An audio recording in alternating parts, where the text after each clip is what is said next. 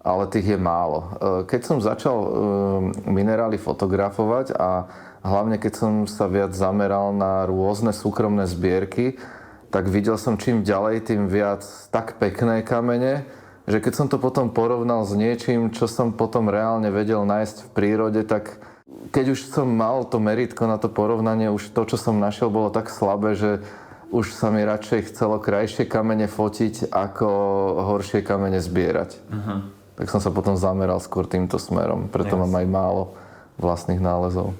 Jasné. A fotíš teda iba pre svoje potešenie, alebo niekde máš nejaké portfólio, predávaš tie fotky, máš výstavy alebo niečo?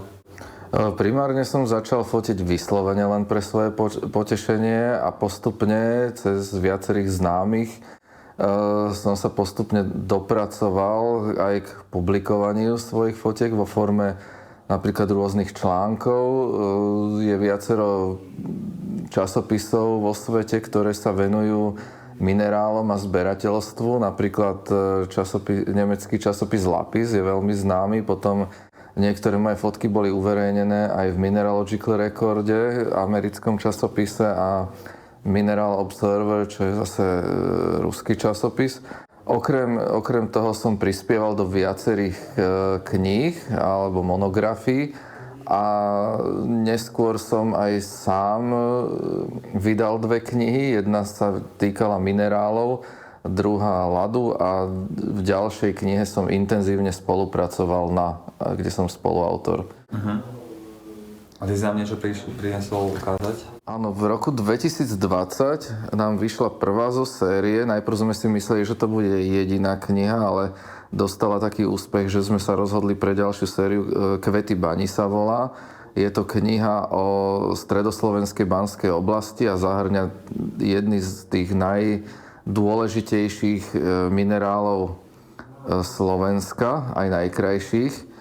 A svojím spôsobom je to momentálne, si myslíme aj ostatní autori, že je to momentálne doteraz najkrajšia kniha o mineráloch, čo na Slovensku vyšla. Výborne. A ty si teda fotografoval všetky tieto fotky?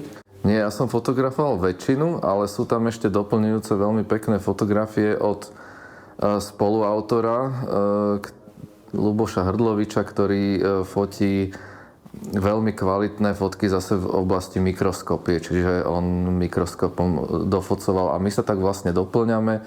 Tam, kde už moje približenie nezvláda, tak tam to doplní on. Uh-huh. Patríš teda medzi elitných fotografov minerálov.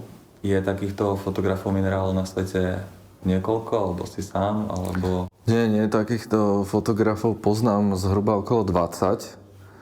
A popri nich ešte poznám ďalších ľudí, ktorí by v podstate mohli byť fotografi. Ich výsledky sú veľmi dobré, keby sa tomu venovali naplno, ale nás, čo fotíme minerály profesionálne, poznám zhruba 20. Jasné. Takže na svete vás je fakt málo.